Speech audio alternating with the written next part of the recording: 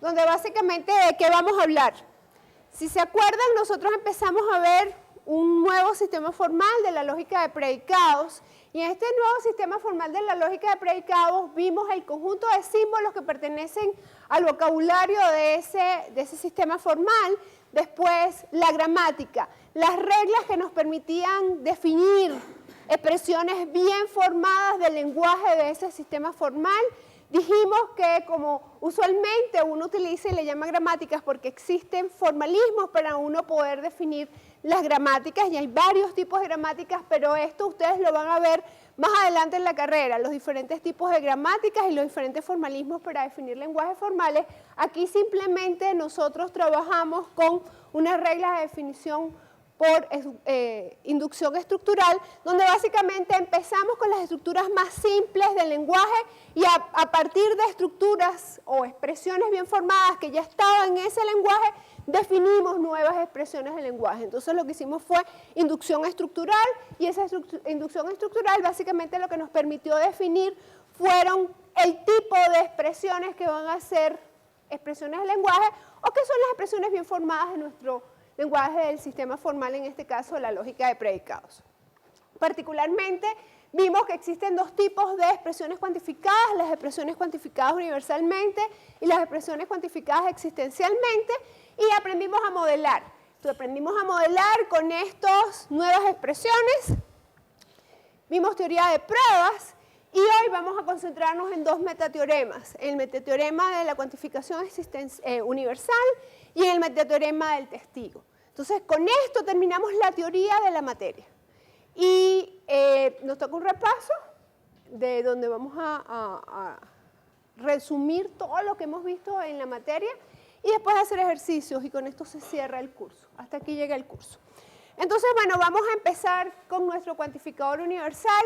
¿Y qué dijimos del cuantificador universal? Lo que aprendimos del cuantificador universal es que es una conjunción agregada. Entonces, básicamente lo que estamos diciendo es que para cada uno de los elementos que cumplan la expresión que aparece en el rango de esta expresión cuantificada, el cuerpo debe cumplirse para cada uno de ellos, ¿verdad? Y existe un operador de conjunción.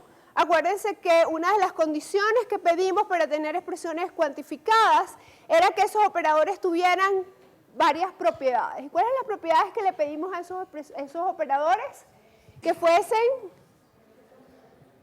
asociativos, simétricos y que además tuvieran elemento de identidad. Entonces, la conjunción es un operador particular que cumple esas condiciones, con una más que no se le pide para hablar de las expresiones cuantificadas, pero que después vimos que para un teorema, que era el teorema de particionamiento de rangos, nos beneficiaba, que era que teníamos que era un operador idempotente.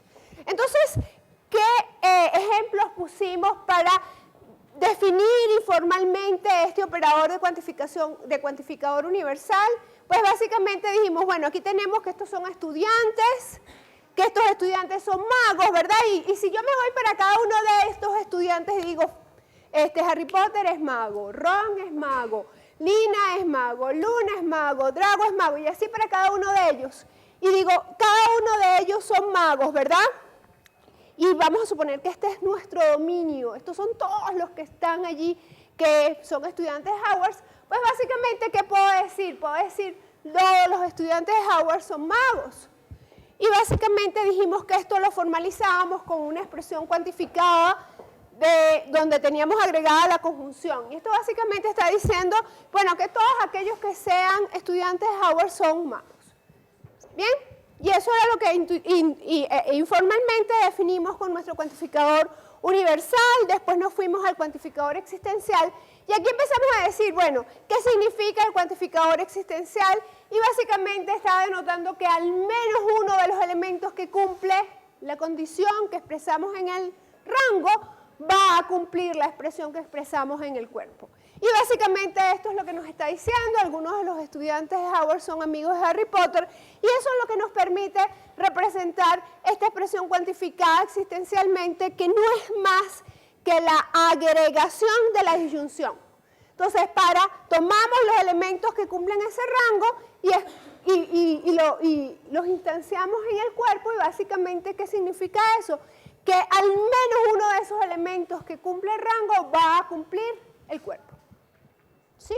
Entonces es una agregación de disyunciones. Quedamos de que si nosotros decíamos existe al menos un estudiante de Hogwarts que es amigo de Harry Potter, eso era equivalente a decir que no para todos los estudiantes de Hogwarts no son amigos de Harry Potter. Y básicamente eso nos establecía la definición axiomática del cuantificador existencial en función de la negación del cuantificador universal. Entonces era la conexión que nos ayudó a hacer uso de todas las propiedades que aprendimos del operador universal para definir las propiedades del operador de cuantificador existencial. Entonces, fíjense que fue la conexión. Y fue una conexión similar si nos ponemos a pensar. ¿Se acuerdan cuando nosotros definimos formalmente o a través de los axiomas el operador de disyunción? Nosotros empezamos hablando de la disyunción y después cuando nos fuimos a la conjunción tuvimos un axioma maravilloso que era el axioma de Golden Rule, que con un solo axioma nos permitió relacionar la conjunción con la disyunción y la equivalencia, y eso permitió que con un solo axioma nosotros pudiésemos probar el resto de las propiedades del operador de conjunción. Aquí empezamos con el operador de cuantificación universal, que es la conjunción agregada, y con un solo axioma que nos permitió relacionar el existencial con el universal, pudimos probar el resto de las propiedades del operador de la cuantificación existencial. Entonces, esa era la clave, ¿verdad? Esa conexión entre el mundo donde están las propiedades cuantificadas universalmente y donde están cuantificadas existencialmente. Entonces, bueno, ¿qué empezamos aquí? Bueno, en la clase pasada lo que hicimos fue repasar nuestros axiomas. El primero nos permitía relacionar, como les estoy diciendo, las expresiones cuantificadas existencialmente con las expresiones cuantificadas universalmente. Vimos que ese era el axioma de Morgan de generalizado y aprendimos por qué realmente era de Morgan y además que lo estábamos generalizando. Vimos variantes de ese axioma que se podían probar haciendo uso de las propiedades que sabíamos de la cuantificación universal y de lo que habíamos estudiado para conjunciones y disyunciones. Aprendimos el trading. ¿Y el trading qué nos está diciendo? El trading nos está permitiendo decir que si yo tengo una expresión cuantificada existencialmente y digo que mi rango es R y mi cuerpo es P, eso es equivalente a decir que sigo teniendo esa expresión cuantificada existencialmente, tengo un rango true y básicamente la expresión que era cuantificada, la expresión que estaba en el rango va a estar en el cuerpo unida por una conjunción. Entonces pusimos un ejemplo para el caso del caso anterior donde decíamos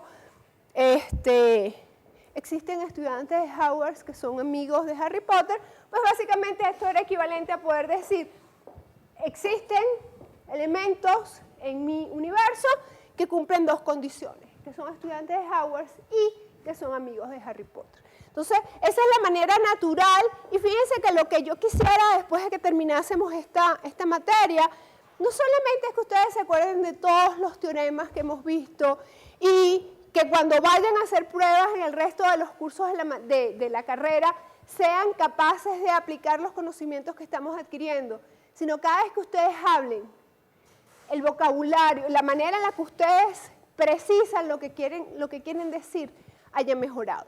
Y se den cuenta de cuántas veces uno dice cosas que no están bien y cosas que son ambiguas y cosas que no tienen sentido alguno. ¿Bien? Muy bien, pues básicamente esto lo que nos permitía era definir y hablamos de unos teoremas que nos permitían como que ver las mismas propiedades que estudiamos, ¿verdad? Para los operadores de conjunción y disyunción. Aprendimos cómo distribuimos la conjunción sobre el cuantificador existencial y vimos que era clave para poder hacer esa distribución que chequeáramos que la expresión que estábamos tratando de distribuir cumpliese la condición de que la variable que estaba cuantificada no ocurriese libre en esa expresión. Entonces, una de las cosas que siempre tenemos que garantizar es que estas condiciones que son precondiciones, alguien me preguntaba en la clase pasada si lo podíamos ver como hipótesis. Más que verlos como hipótesis, tenemos que verlos como precondiciones. O sea, realmente nosotros tenemos que asegurarnos que esto se cumpla, porque si no, no podemos aplicar el teorema. Entonces, fíjense que en todos estos teoremas, en los 3 primeros, tenemos esa condición y tenemos que garantizarnos que esa condición se cumpla. Después vimos los de debilitamiento, por los momentos no me voy a detener, monotoxicidad, ¿verdad? Y hablamos de intercambio de operadores, y para intercambio de operadores pusimos un ejemplo, ¿verdad? Que decíamos, existen materias en las cuales todos los estudiantes sacan 5, y entonces existe al menos una materia donde cualquiera que llegue va a sacar 5 en esa materia, ¿verdad? Todos soñamos como estudiantes que eso fuese así, pero no es lo mismo que dice para todo estudiante existe una materia donde el estudiante saca 5. Y fíjense que lo que nos dijo este teorema es que efectivamente si nosotros decimos que existe una materia tal que para cualquier estudiante su nota es 5 en esa materia, eso implica, ¿verdad?, que para cualquier estudiante existe una materia donde ese estudiante saca 5. Pero lo que vimos que no se cumple es que no podemos decir que si para cualquier estudiante existe una materia donde ese estudiante saca 5, que existe esa materia maravillosa donde cualquier estudiante va a sacar 5. ¿Se dan cuenta? ¿Sí? ¿Vieron la diferencia? Y es por eso que cuando hablamos de este teorema solamente tiene una implicación, no una equivalencia. ¿Bien?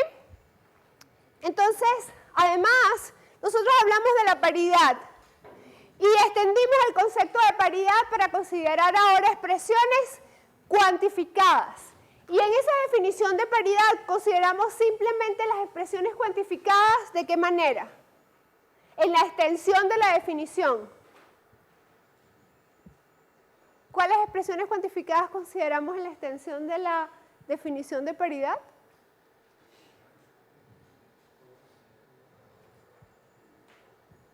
¿Las consideramos o no las consideramos?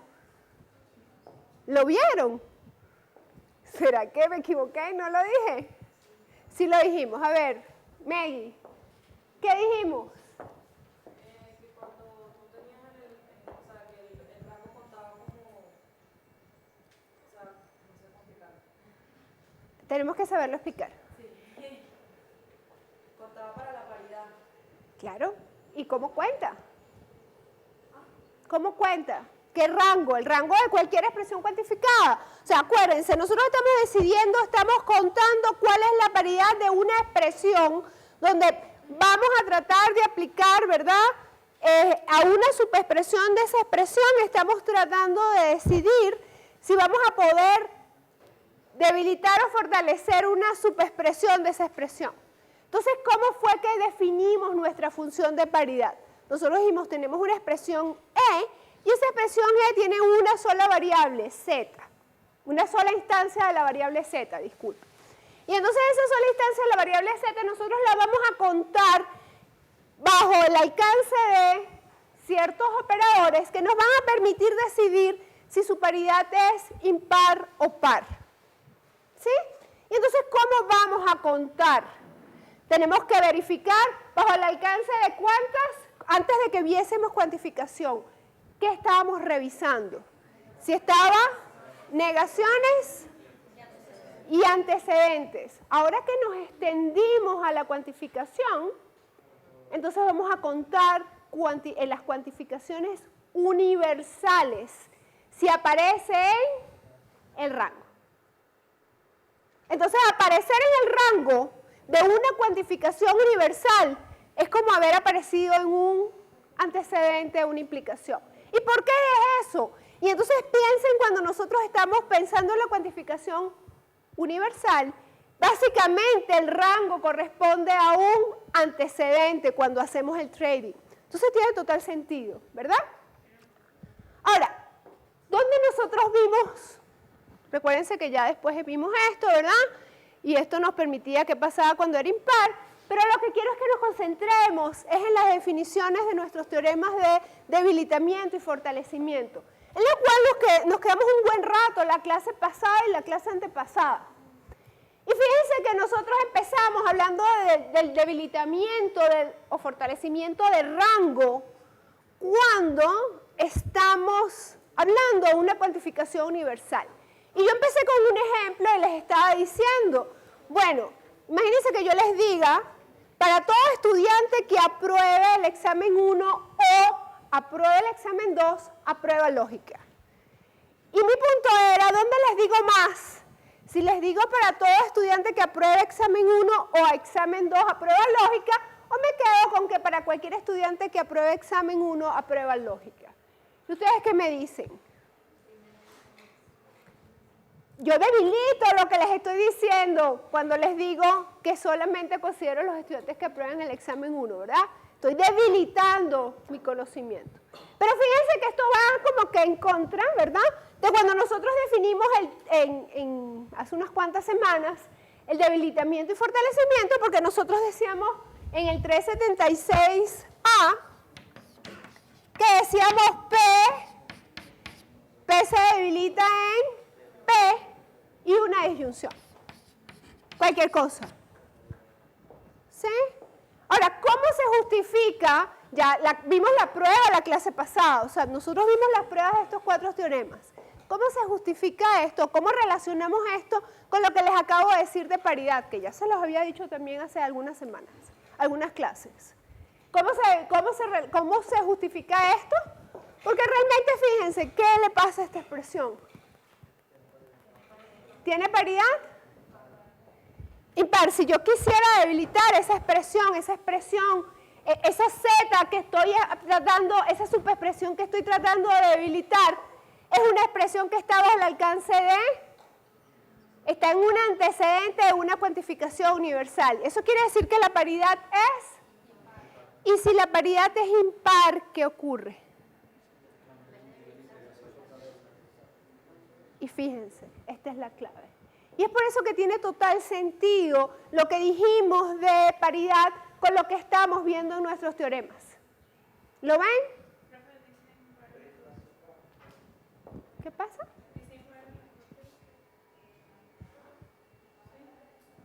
En este caso es impar. ¿Lo ven? ¿Sí? Y es por eso que realmente podemos irnos. ¿Qué es lo que nos dice el teorema? El teorema nos está diciendo P implica P o Q. Pero realmente nosotros estamos moviéndonos de aquí para acá, pero como la paridad es impar, lo estamos viendo como un debilitamiento. ¿Lo ven?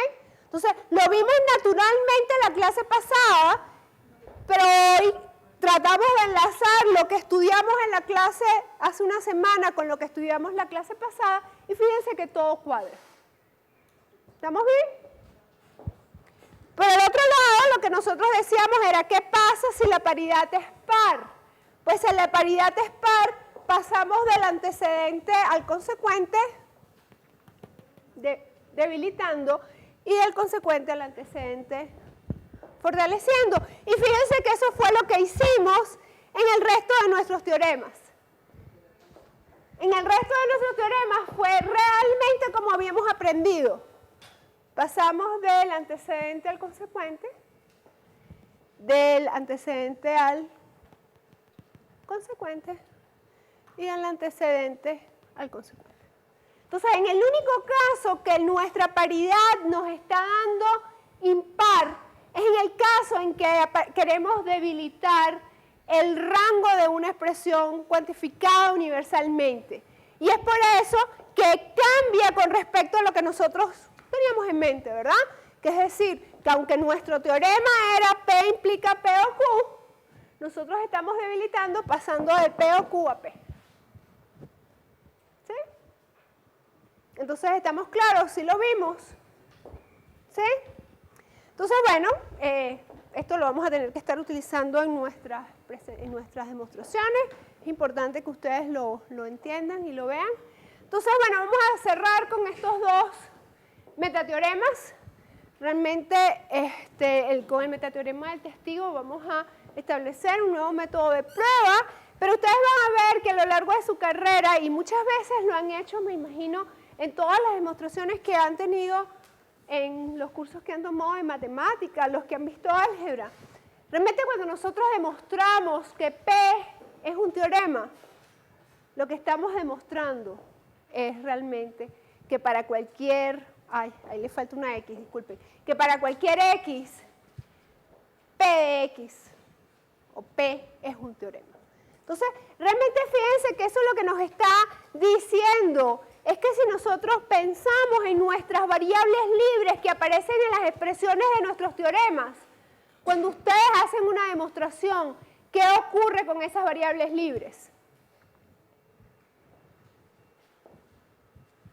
Aquí falta una X, ¿ok? Se las coloco cuando suba las láminas, aquí falta una X. ¿Bien? Pero ¿qué pasa con las variables libres que aparecen en un teorema que nosotros estemos haciendo una demostración de lo que ustedes conocen hasta ahora de matemáticas? Cuando ustedes demostraban un teorema, ¿qué pasaba con las variables libres? Cuando hago una demostración.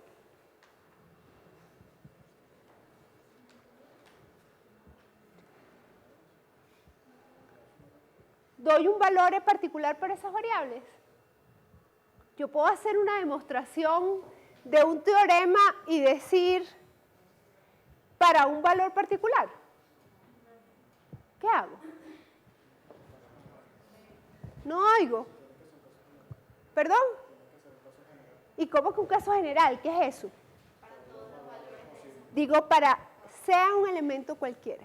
Y el ese sea un elemento cualquiera, lo que significa es que estoy demostrando para cualquier elemento. Y eso es lo que básicamente se hace cuando uno demuestra que una expresión es un teorema. Aunque apareciesen variables libres en esa expresión, la demostración de que una expresión es un teorema, lo único que está haciendo es demostrando que la cuantificación universal de todas las variables que aparecen libres en esa expresión permite ver que la expresión siempre se cumple. Y eso es lo que hacemos cuando decimos para elementos cualquiera, o sea, un elemento cualquiera, y demostramos. Y ese es un método de prueba realmente que ustedes van a explotar en los próximos cursos que van a estudiar. Entonces, bueno, eso es uno de los metateoremas que tenemos, pero el otro es el metateorema del testigo. Y este metateorema del testigo es bien interesante, vamos a ver realmente qué nos está diciendo, y después les traje un ejemplo para que vean ¿qué estamos diciendo con este metateorema? Entonces, bueno, lo primero, tenemos que contar que tenemos una variable que yo le pongo aquí sombrerito, X sombrerito, que decimos que no aparece libre, y no aparece libre ni en R, ni en P, ni en Q. O sea, yo tengo tres expresiones y sabemos que, de entrada, nuestra suposición es que esa variable no aparece libre en esas tres expresiones, ¿verdad? ¿Y qué nos dice? Que si nosotros queremos probar que existe X con rango R y cuerpo P, esta expresión es el antecedente, está condicionando el cumplimiento de Q. Decir que esto es un teorema, eso equivale a decir esto es sí y solo sí. Agarrar y probar R y P. Para un X, haciendo la sustitución de X por un X sombrerito cualquiera, implica Q, es un teorema. Entonces, básicamente esto es lo que nos está diciendo, que si nosotros tenemos que probar que existe al menos un X que cumpliendo R, que pertenece al rango R, cumpliendo el cuerpo P, condiciona a Q y eso es un teorema, eso es equivalente a escoger un testigo y este le llamamos nuestro testigo. Y aquí no ocurre libre lo que les estoy llamando que es mi testigo, disculpen, en R, P y Q. Y X es mi testigo. Y el testigo está representando realmente a un elemento cualquiera. ¿Bien? Entonces, bueno, vamos a ver un ejemplo. Y miren este ejemplo. Si existe un estudiante que saca 5 en el curso de lógica, entonces el curso de lógica es dificultad razonable. ¿Ok? Entonces, ¿qué estamos diciendo?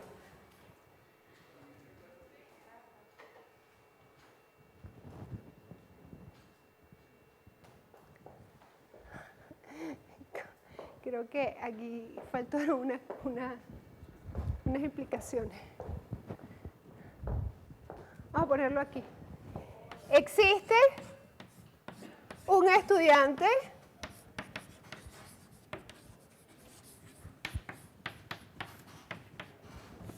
nota de estudiante en lógica es 5. Eso implica que dificultad lógica razonable. Ok, esta es mi expresión. Y pareciera que, bueno, que uno puede asumir esto como un teorema.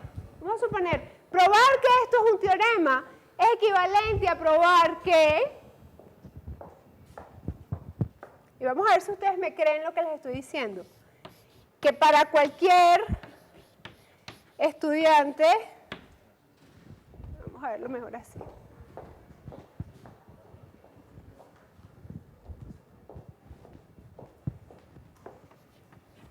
Para cualquier estudiante, y ese estudiante nota X en lógica 5, implica dificultad lógica razonable. Entonces, básicamente, ¿qué estaríamos diciendo aquí? Estamos diciendo que si al menos existe un estudiante que sacando 5, que saca 5 en lógica, entonces nosotros podemos decir que lógica es dificultad razonable para cualquier estudiante que cumpla, ¿verdad? Para cualquier elemento en el universo que cumpla simultáneamente, que saca 5 y que es estudiante, ese curso de lógica es razonable. ¿Sí? Y ese cualquier X realmente es un testigo. Y básicamente, si nosotros vemos y nos vamos a la definición del teorema, cuando nosotros estamos hablando de este X, no es un X particular. Además de cumplir la condición de que no aparece libre ni en R, ni en P, ni en Q, es un X cualquiera. Y ese X cualquiera es como si nosotros lo estuviésemos cuantificando universalmente. ¿Ok? Entonces, bueno, vamos a entender cuál es el impacto de tener este metateorema y qué nos permite probar este metateorema. Y lo interesante de esto es que nos permite cambiar estas pruebas. Cuando nosotros tengamos que probar que esta expresión es un teorema, en lugar de probar que esta expresión es un teorema, nos va a permitir probar que esta expresión es un teorema. Y es lo interesante de este metateorema, que nos permite establecer un nuevo método de prueba. Que siempre que tengamos una expresión de este estilo, vamos a poderla cambiar. En lugar de probar esto, es equivalente probar esta expresión a probar esta expresión. ¿Lo ven? ¿Sí? Entonces, bueno, vamos a ver cómo lo vamos a poder usar. Entonces, antes de poderlo empezar a usar, vamos a tratar de entender un poquito por qué esto es verdad. ¿Cómo vamos a probar? Y fíjense que hasta el momento no hemos probado metateoremas, siempre hemos probado teoremas. Pero vamos a tratar de utilizar lo que conocemos para probar nuestros metateoremas. Entonces, bueno, lo primero, yo tengo mi expresión, existe X, RP implica Q. ¿Y qué sabemos de esta expresión? Lo único que pudiésemos manipular esta expresión es por trading. ¿Y qué nos permite hacer el trading? Cambiar lo que tenemos en el cuerpo, perdón, lo que tenemos en el rango al cuerpo. Y lo que tenemos en el rango lo pasamos al cuerpo como una conjunción. ¿Y cuál es ese trading? Perdón, 9 y 19. ¿Hay alguna condición, alguna suposición que tenemos que asegurar que se cumpla cuando aplicamos el trading? ¿Hay algún condicionamiento de variables que ocurre